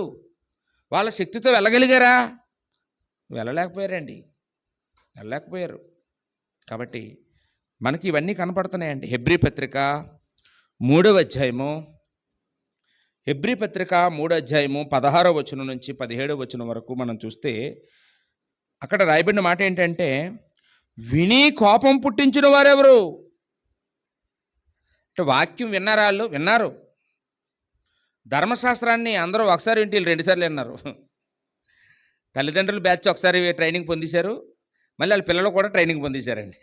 ద్వితీయోపదేశ కాండం అంటే 2వ ఉపదేశం. మొదటిసారి తల్లిదండ్రులకి దేవుడు చెప్పాడు, వాళ్ళు వినలేదు. 2వసారి పిల్లలకు చెప్తే పిల్లలే వినలేదండి. వినలేదు. విని కోపం పుట్టించిన వారు ఎవరు? మోషే చేత నడిపించబడి ఐగుప్తు నుండి వచ్చిన వారు కదా, వారి మీద 40 ఏండ్లు ఆయన కోపగించును. ఎవరి మీద 40 ఏండ్లు ఆయన కోపగించును? ప్రశ్న. జవాబు ఏంటండి? పాపం చేసిన వారి మీదనే కదా. అదండి జవాబు. ఎవరి మీద దేవుడు కోపగించాడు? నీతిమంతుల మీద, మంచోళ్ళ మీద, పరిశుద్ధంగా బతుకుతున్న వాళ్ళ మీద. దేవుడు ఎప్పుడు పరిశుద్ధుల మీద కోపపడ్డండి. పాపం మీదే ఆయన కోపం. పాపం మీదే ఆయన కోపం. అదే చెప్తున్నాడండి. వారి శవములు అరణ్యములో రాలిపోయెను. వాళ్ళ శవాలు అరణ్యంలో రాలిపోయాయి. అటు పాపం చేసిన వాళ్ళని దేవుడు భూమి మీద కఠినంగా శిక్షిస్తున్నాడు. నరకంలో కూడా, రెండో మరణంలో కూడా దేవుడు కఠినంగా శిక్షించబోతున్నాడండి. మరి ఇంతకీ పాపానికి పరిష్కారం ఏంటండి? ఈ పాపానికి పరిష్కారం ఏంటి అంటే, లోకంలో ఉండే వాళ్ళకి ఓ పరిష్కారం దేవుడు చూపించాడు ఆల్రెడీ. పేతురు రాసిన మొదటి పత్రిక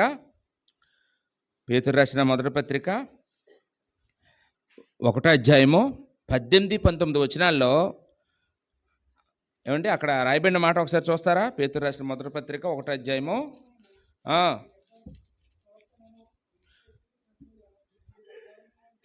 పితృపారంపర్యమైన మీ వ్యర్థ ప్రవర్తనను విడిచిపెట్టినట్లుగా వెండి బంగారాల వంటి క్షయ వస్తువుల చేత మీరు విమోచింపబడలేదు గాని అమూల్యమైన రక్తము చేత, అనగా నిర్దోషమును నిష్కలంకమునగు గొర్రెపిల్ల వంటి క్రీస్తు రక్తము చేత విమోచింపబడితిరని మీరు ఎరుగుదురు గనుక కదా. ఆయన జగత్తు పునాది వేయబడక మునిపే నియమింపబడిను గాని తన్ను మృతుల్లో నుండి లేపి తనకు మహిమనిచ్చిన దేవుని ఎడల తన ద్వారా విశ్వాసులైన మీ నిమిత్తము కడవరి కాలమందు ఆయన ప్రత్యక్షపరచబడెను. కాగా మీ విశ్వాసమును నిరీక్షణయు దేవుని యందు ఉంచబడి ఉన్నవి అన్నాడండి. అంటే ఈ పేరాలో ఏం చెప్తున్నారండి పేతురు? దేవుడు మనల్ని పాపం నుంచి విడిపించాడు. ఎలా విడిపించాడు? డబ్బులు తీసుకున్నా, వెండో బంగారం ఇస్తే విడిపించాడా? ఏమండి డబ్బు ఖర్చు పెట్టుకొని మనం ఏదో యాత్రకి వెళ్తే పాపాలు పోయాయా? అదే దేంతో పోయిందంటే యేసుప్రభు బలియాగంతో మన పాపం పోయిందండి. యేసుప్రభు రక్తంతో మన పాపాలని దేవుడు కడిగాడు. అది ఏర్పాటు చేశాడు. తన కొడుకుని బలిచ్చి, ఏమండి ఆయన నమ్ముకుంటే, ఆయన యందు విశ్వాసం ఉంచితే, బాప్తిసం పొందుకుంటే మన పాపాలు పోయే అవకాశాన్ని దేవుడు చేశాడండి. అదే విషయాన్ని మనకి అపోస్తల కార్యములు పుస్తకంలో 22వ అధ్యాయం 16వ వచనంలో అననీయ అనే వ్యక్తి అపోస్తలుడైన పౌలు, లేదా అప్పటికి ఇంకా సౌలు కదండి, అతను పాపంలోనే ఉన్నాడు, దేవుడు నమ్ముకోలేదు. అప్పుడు ఆయనతో మాట్లాడుతున్నాడండి. ఏమన్నాడు? నువ్వు తడువు చేయడం ఎందుకు? లేచి నువ్వు బాప్తిసం పొంది నీ పాపాలు కడిగేసుకో అన్నాడండి. అపోస్తల కార్యం 22వ అధ్యాయము 16వ వచనంలో. అంటే బాప్తిసంలో ఏం జరుగుతుందంటే, మనమేమనుకుంటున్నాం, స్నానం చేశానండి ఈరోజు అనుకుంటామండి. మంచి ఏట్లో భలే ఉన్నాయండి నీళ్ళు, అచ్చే బురద నీళ్ళండి, అచ్చే వాసన వస్తున్నాయి నీళ్ళు. మనకేం కనపడుతుంది అంటే, మనకి ఈ నీళ్ళు కనపడుతున్నాయి మనకి. ఏమండి అననీయకి ఏం కనపడుతుందండి? యేసుప్రభు రక్తం. నువ్వు బాప్తిసం పొందుకున్నప్పుడు మొట్టమొదటగా నువ్వు యేసుప్రభు రక్తాన్ని అంటుకుంటున్నావు. మళ్ళీ మనకి యేసుప్రభు రక్తం ఎక్కడ దొరుకుతుందండి? బాప్తిసం పొందిన తర్వాత ప్రభురాత్రి భోజనంలో దొరుకుతుందండి. ప్రభురాత్రి భోజనంలో మనం ఆరాధన మానేసినప్పుడు మనం ఏం చెప్తున్నామంటే, ఇండైరెక్ట్గా దేవుడికి, నువ్వు ఇచ్చే రక్షణ మాకు అక్కర్లేదు, యేసుప్రభు రక్తం మాకు అక్కర్లేదు, మాకు లోకంలో ఉండే సుఖాలు కావాలి, లోకంలో ఉండే ఆనందాలు కావాలి, లోకంలో ఉండే పనులు కావాలి, మాకు అవి ముఖ్యం, మాకు డబ్బు ముఖ్యం, మాకు బంధువులు ముఖ్యం, మాకు గౌరవం ముఖ్యం, మాకు సర్వసుఖాలు ముఖ్యం, మాకు యేసుప్రభు రక్తం అక్కర్లేదని కాలుతో తన్నుకుంటున్నామండి. మనం కాలుతో తన్నుకుంటున్నామండి. యేసుప్రభు రక్తం ఏం చేస్తుందో తెలుసా అండి? మనల్ని ప్రతి వారం ఎందుకు తీసుకోవాలో తెలుసా? మనం సోమవారం నాడు చేసిన పాపాలు ఒప్పుకుంటాం, ప్రార్థన చేసుకుని ఒప్పుకుంటాం. తండ్రి చిన్న పొరపాటు చేసిన ఆయన, తెలియక చేసిన తండ్రి మన్నించండి, ఎప్పుడు చేయనని ఒప్పుకుంటాం. మంగళవారం చేసిన పాపాలు ఒప్పేసుకుంటాం. ఏ రోజు పాపం ఆ రోజే దేవుడి దగ్గర ఒప్పుకోవాలి, మంచిదేనండి. కానీ ఆదివారం చర్చికొచ్చి నిబంధన రక్తాన్ని తాకినప్పుడే ఆ పాపాలకి నీకు క్షమాపణ ఉంటుంది. అంతేగాని నువ్వు వారం అంతా ఎన్నిసార్లు పాపం చేశాను ఒప్పుకొని ఆ పాపాలన్నీ విడిచిపెట్టినా కానీ ఈ నిబంధన రక్తం నువ్వు వారం తీసుకోకపోతే ఆ పాపాలన్నీ నిలిచే ఉంటాయి. ఎప్పటికప్పుడు ఏం చేయాలండి మనం? కడుక్కోవాలి. ఇప్పుడు మా బైకులు అవి ఉంటాయి, వాహనాలు. అవి ఏం చేస్తాం ప్రతి నెలను? ఆ ఇంజిన్ ఆయిల్ అంతా తీసేసి కొత్త ఇంజిన్ ఆయిల్ వేస్తుంటాం. రీసర్కిల్ అవుతుంది అది. మళ్ళీ దానికి బలం వస్తుంది, ఇప్పుడు బాగా పనిచేస్తుంది. అలా మనం క్రైస్తవులమైన మనం పరిశుద్ధంగా బ్రతకాలంటే దేవుడు ఏమి నియమించాడంటే మనకి, ఇగో మన రక్షణని రెన్యువల్ చేసుకునే అవకాశం ప్రభు బల్ల కార్యక్రమంలో దేవుడు పెట్టాడండి. అంటే ఈ మాటలన్నీ మనం సొంత మాటలు కాదండి, మన సొంత మాటలు చెప్పకూడదు. అపోస్తుల కార్యములు 8వ అధ్యాయము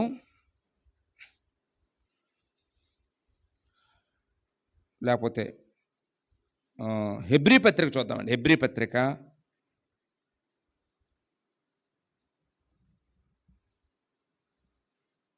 4వ అధ్యాయము 12వ వచనంలో,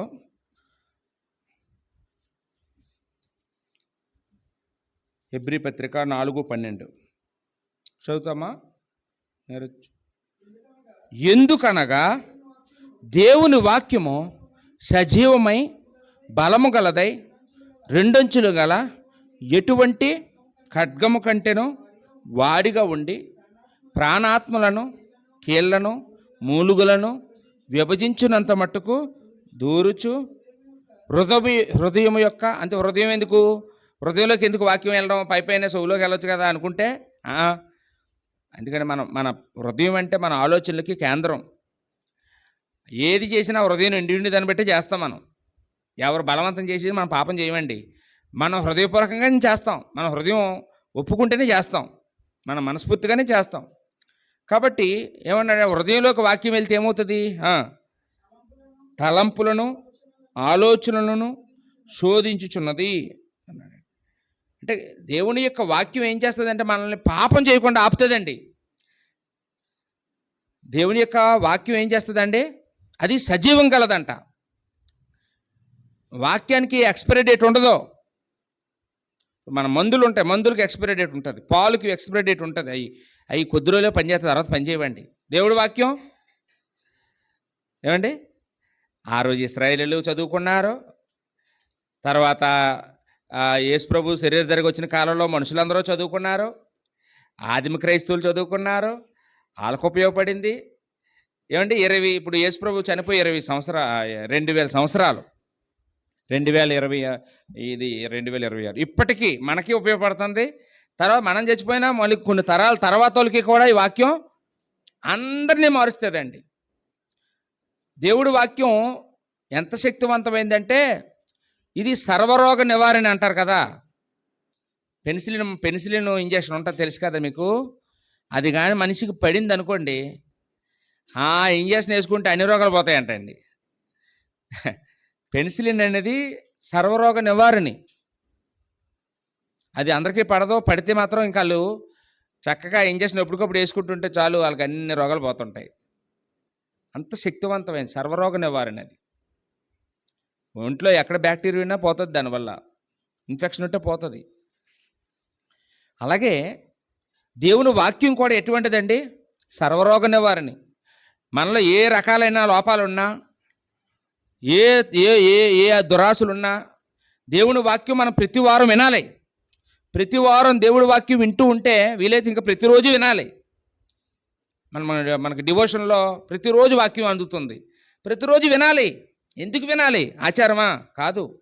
నువ్వు పాపం చేయకుండా ఉండాలంటే దేవుడి వాక్యం నీ హృదయంలోకి వెళ్ళాలి, దానికి సమయాన్ని కేటాయించుకోవాలి. అప్పుడే మనం పాపం చేయకుండా ఉండగలం. మనం చర్చికి రాకుండా ఉంటే పాపం చేసేస్తామండి. పాపం మళ్ళీ చిక్కుల్లో పెట్టేసుకుంటుంది. ఒకసారి బాప్తిసం పొందుకోవడం కదా, ఇంకా పాపం పారిపోద్దేమో మనం చూసి. పాస్టర్ గారు కొంతమంది ప్రార్థన, సాతానా పో అంటే పోతుందా? ఏమండి? పో అంటే పోతుందా? రా అంటే వస్తుందా? ఇవన్నీ సినిమాకి డైలాగులు ఇవి. అంత తేలిగ్గానా అండి? నాకు పౌలు తెలుసు,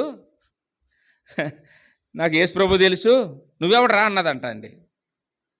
మనకు అపోస్తలుల కార్యం 20వ అధ్యాయంలో దెయ్యాలను పౌలు వదిలిస్తుంటే కొంతమంది యాజకులు కుమారులు అంట, వాళ్ళు కూడా ఇలాంటి ఆశలు వేశారంట. వాళ్ళు దెయ్యాలు వదిలించేస్తామని అబద్ధాలు చెప్పి సేమ్ పౌల్లాగా ఉచ్చాటన చేశారంట అండి, పౌల్లాగా మాట్లాడారంట. అప్పుడు దెయ్యాలు ఏం చేయాలి? వాళ్ళ బట్టలు ఓడగొట్టించి పరిగెలెట్టించేయండి. అదే జరుగుతుందండి. ఈరోజు ఎవరో కూడా నేను జయించగలను పాపాన్ని, నేను చర్చికి రాకపోయినా నేను పరిశుద్ధంగా బతికేయగలను, నేను చర్చికి రాకపోయినా, నేను ప్రభు బల్ల తీసుకోకపోయినా నేను నీతిగా బతికేయగలను, నేను పరలోకం వెళ్ళిపోగలను అంటే నెవర్. అసాధ్యం అండి, అసాధ్యం. ఆదివారం ఆరాధనకు రాలేదంటే నువ్వు చచ్చిపోయిన వాడి కింద లెక్క. జీవించుచున్నావన్న పేరు మాత్రం ఉంది కానీ నువ్వు మృతుడివే. ఖచ్చితంగా భయపడాలండి, మనం వేడుకోవాలి, పశ్చాత్తాపపడాలి. తండ్రి నాకు ఒక్క అవకాశం ఈ తండ్రి అని. దేవుడు మనకు అవకాశం ఇస్తున్నాడు. ఎందుకంటే మనం పరలోకానికి దగ్గరలో ఉన్నామండి. ఇప్పుడు మనం లోకంలో లేవండి. లోకంలో నుండి మనం బయటకు వచ్చేసాం, క్రీస్తు సంఘంలోకి వచ్చేసాం. క్రీస్తు సంఘంలోకి వచ్చేసినామంటే అర్థం ఏంటంటే ఇంకా పరలోకానికి అడుగు దూరంలో ఉన్నామండి మనం. ఈ ఒక్క అడుగు దూరంలో ఎన్ని వేల కిలోమీటర్ల దూరం వచ్చేసి ఒక్క అడుగు దూరంలో ఉన్నాం. కాబట్టి దేవుడు మనకు ఒక అవకాశం ఇస్తాడు. అయ్యో ఏమో మారుతాడేమో చూద్దాం, ఈ ఒక్క అవకాశం ఇద్దాం. చూడండి, మనకు అంజూరపు చెట్టు ఉపమానం అదే కదా. తోటమాలి బతిమలాడుకుంటే యజమాని ఈ ఒక్క సంవత్సరం ఉన్నిస్తాను, మా ఫలించిందా ఉంచుదాం, లేదా తీసేయి అన్నాడు. అంటే మనకు ఒక అవకాశం, ఒక ఛాన్స్.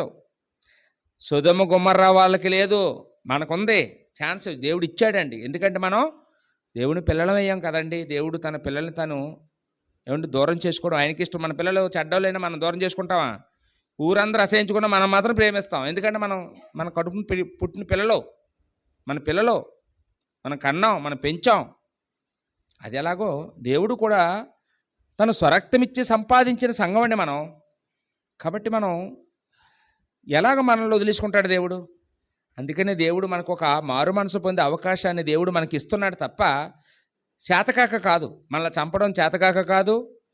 మన మీద ఉగ్రత కురిపించడం, అగ్ని కురిపించడం, జలప్రలయం రప్పించడం చేతకాక కానే కాదు. దేవుడు ఏదైనా చేయగలరండి. మనం చేయవలసిన పని ఏంటంటే బాప్తిసం పొందుకోవాలి. బాప్తిసం పొందుకోవాలండి. యేసుక్రీస్తే పాపాలు ఎందుకు క్షమించగలడు? ఆయనే ఎందుకు క్షమించగలడు అంటే ఆయన దేవుని కుమారుడు కాబట్టి. ఆయనే ఎందుకు పాపాలు క్షమించగలడంటే ఆయన పాపం చేయకుండా భూమి మీద రక్తమాంసాలతో బతికి చూపించాడు కాబట్టి. ఆయన సవాల్ చేశాడంట అండి.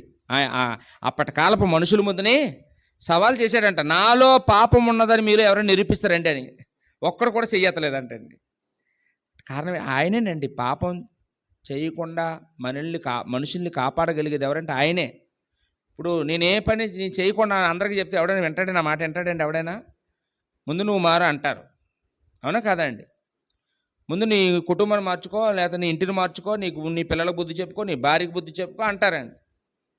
ఇతరులకు బోధించి నాకు నేను బోధించుకోకపోతే, నేనే చర్చికి రాకపోతే మిమ్మల్ని చర్చికి రండి అనగల్లా? నేను చేయలేని పనులు మిమ్మల్ని చేయమంటే మీరు చేస్తారా? చెయ్యరు. కాబట్టి అంతో ఇంతో నేను జీవిస్తేనే నేను ఇంకొకరు చెప్పడానికి అర్హుడిని. అలాగే యేసుక్రీస్తు వారు మాత్రం ఈ భూమి మీద పరిశుద్ధంగా బ్రతికారు కాబట్టి ఆయనే పాపాలు తీసివేయడానికి సమర్థుడు. యోహాను సువార్త 8వ అధ్యాయంలో 46వ వచనంలో యేసుప్రభు సవాల్ చేసిన మాట రాయబడిందండి. నా యందు పాపం ఉన్నదని మీలో ఎవరు స్థాపించగలరు అని. కాబట్టి యేసుక్రీస్తు వారు పాపం చేయలేదని బైబిల్ చెప్తుంది. 1 పేతురు 2వ అధ్యాయం 22వ వచనంలో ఆయన ఏ పాపం చేయలేదు అన్నాడు పేతురు. నేను చూశాను, 3.5 సంవత్సరాలు ఆయన వెనకదలు ఉన్నాను. ఆయన ఏ పాపం చేయలేదు, ఏ పాపం చేయలేదు. అంటే 3.5 సంవత్సరాల్లో ఒక్క పాపం చేయలేదంట అండి. మనం పాపం చేయకుండా ఒక రోజు గడపలేము, ఒక వారం గడపలేము. అవి బాబు ఏదో దగ్గర తల వంచేస్తున్నారు, ఎక్కడో దగ్గర కోపమైనా పడుతున్నాం కదండి. కోపమైనా వచ్చేస్తున్నా లేదు చెప్పండి, అది కూడా పాపమే కదా. కానీ యేసుప్రభు ఆయన భూమి మీద 33.5 సంవత్సరాలు బతికితే 3.5 సంవత్సరాలు శిష్యుల ముందునే బతికారు. శిష్యులు కళ్ళ ముందు ఉన్నారు. ఆ శిష్యులు ఏం చెప్తున్నారంటే యేసుప్రభులో ఏ పాపం లేదండి, ఆయన ఎప్పుడు పాపం చేయలేదండి, ఎప్పుడు దేవుని ఆజ్ఞని మీరలేదండి అని సాక్ష్యము అక్కడ ఇచ్చినట్టుగా మనం ఇక్కడ చూస్తూ ఉన్నామండి. ఏమండి? కాబట్టి మనం ఇప్పుడు రక్షణ లేకపోతే అర్జెంటుగా మనం బాప్తిసం పొందేసుకొని పౌల్లాగా మన పాపాలు కడిగేసుకోవాలి. పాపాలు కడుక్కుంటే ఏమవుతుందంటే ఆ హృదయం అంతా పాపంతో నిండిపోయి ఉంటుంది కదండి అప్పటి వరకును. ఆ హృదయం ఏమైపోద్దండి? తేలికైపోద్దండి ఇప్పుడు. అమ్మయ్య! అన్ని పాపాలు పోయాయి. నేను చేశాను, చాలా పాపాలు చేశాను. అవన్నీ దేవుడు కడిగేశాడు. నిర్మూలన చేసేశాడు. ఇప్పటి వరకు బీప్ మీద పెద్ద మూట మోసేవాళ్ళం. ఆ మూట అంతా ఖాళీ అయిపోయింది. ఇప్పుడు తేలికైపోతాం లేదండి? అప్పుడు ఎలా ఉంటుందండి? మనం ఎలా బతుకుతామండి? ఆనందంగా ఉంటామండి, బరువంతా దిగిపోయింది కాబట్టి. పాప భారం యేసుప్రభు మత్తయి సువార్త 11:28 ఏమన్నాడు? పాపాన్ని ఏమన్నాడండి? భారం అన్నాడు. ప్రయాసపడి భారము మోసుకున్నా అంటే ఏ భారం అది? పాప భారం. లోకంలో ఉన్న ప్రతి మనిషి తలకాయ మీద ఏముందంటే వాళ్ళేమో 100 కేజీల లోపే ఉంటారు, కానీ మొయ్యలేని పాపాన్ని మోస్తున్నారు. మనమైనను మన పితరులైనను మోయలేని కాడి అన్నాడండి. మనము మొయ్యలేం, మన పితరులు మొయ్యలేరు. అది మొయ్యలేని పాపభారం మూట. దాన్ని మొయ్యలేమండి. దాన్ని విడిచిపెట్టేద్దాం, యేసుప్రభులోకి వచ్చేద్దాం అని సువార్త ప్రకటించాడండి. కాబట్టి మనం కూడానండి అపోస్తలుడైన పౌలులాగా మనం కూడా బ్రతుకుదాం. మనం పాపాలు కడిగేసుకుందాం. మనం క్రీస్తులోకి వచ్చి ఏమంటే మనం పరిశుద్ధంగా ఎలా బ్రతకాలో క్రీస్తు దగ్గర మనం నేర్చుకోవాలి అని దేవుని గ్రంథంలో మనం చూస్తూ ఉన్నామండి. బాప్తిసం పొందిన తర్వాత మనం సంతోషంగా బ్రతకాలండి. ఇంకా మరలా మనం ఆ చింతలతో బతకూడదు. మనకి ఒక నపుంసకుడు బాప్తిసం పొందిన సందర్భం రాయబడింది. అపోస్తలుల కార్యములు 8:39 ఫిలిప్పు అని ఆయన నపుంసకుడికి బాప్తిసం ఇచ్చాడు. వాళ్ళు ఆ బాప్తిసం పొందిన తర్వాత అతని జీవితం ఏమైపోయిందో, తర్వాత ఏమైపోయిందో, వాళ్ళు ఎక్కడికి వెళ్ళారో, ఏం చేశాడో రాయబడలేదు. కానీ ఆ క్షణంలో ఆయన ఫీలింగ్స్ రాశాడండి. ఆయన ఫీలింగ్ ఎలా ఉందండి? అక్కడ సంతోషముతో తన ఇంటికి వెళ్ళి సంతోషం. అంటే ఈరోజు మనకు అసలు ఆ ఫీలింగ్ మనకు ఉందండి? బాప్తిసం పొందుకున్నాను, రక్షింపబడ్డాను, పాపాలు కడిగేసుకున్నాను, నీతిమంతుడిగా తీర్చబడ్డాను, నిత్యజీవానికి వారసున్నయ్యాను, నేను ఇప్పుడు క్రైస్తవుణ్ణి, దేవుని కుమారుణ్ణి, పరలోకం వెళ్ళబోతున్నానని అసలు మనకి అలాంటి ఫీలింగ్స్లు ఏమైనా ఉన్నాయండి? మనకు ఏదైనా భౌతికంగా ఏదైనా లాభం వస్తే హాయ్ హాయ్ హాయ్ అంటుంటాం, పార్టీలు ఇస్తుంటాం, కృతజ్ఞత కోటాలు పెడుతుంటాం. కానీ అసలు మనం పాపం నుంచి విడుదల పొందిన సంగతే గుర్తు. బర్త్డేలు చేసుకుంటారు చాలామంది లక్షలు ఖర్చు పెట్టి, కానీ రక్షింపబడిన రోజుని ఆ రోజు గుర్తే ఉండదు. మీరు ఏ రోజు అండి బాప్తిసం పొందారు? గుర్తులేదండి. మరి ఆ రోజు ప్రార్థన పెట్టుకోలేదు ఏమంటే ఎందుకండి దానికెందుకండి ప్రార్థన అంటారు. దానికెందుకండి ప్రార్థన అంటే మనకు ఆనందం లేదండి. ఆ రోజు నపుంసకుడు సంతోషించినట్లుగా మనం సంతోషించలేకపోతున్నాం. మనం జన్మలో మర్చిపోలేని రోజండి అది. ఈ జన్మలో మర్చిపోలేని రోజు ఏదైనా ఉందంటే మనం బాప్తిసం పొందిన రోజు. అంత గొప్ప రోజండి మన జీవితంలో. అన్ని దినాల కంటే గొప్ప దినం అది. మనం పండగ చేసుకోవాల్సిన రోజు అండి. అంటే మనకు ఆ ఫీలింగ్స్ లేకపోవడం వల్ల మనం ఆ మాటలు ఎవరికి చెప్పలేకపోతున్నాం. 1 యోహాను పత్రిక 1:7 1 యోహాను 1:7 చదువుతారమ్మా. అయితే ఆయన వెలుగులో ఉన్న ప్రకారము మనము వెలుగులో నడిచిన ఎడల. అంటే ఇప్పుడు బాప్తిసం పొందుకోవడంతో అయిపోలేదు పని. బాప్తిసం పొందేసుకుంటే ఇంక అయిపోయింది అనుకుంటున్నారు చాలామంది, మేము పరలోకం వెళ్ళిపోయినట్టే అని. కాదు, ఆయన వెలుగులో నడిచిన ప్రకారం, అంటే దేవుడు వెలుగులో నడిచిన ప్రకారం మనం కూడా వెలుగులో నడవాలి అన్నాడండి.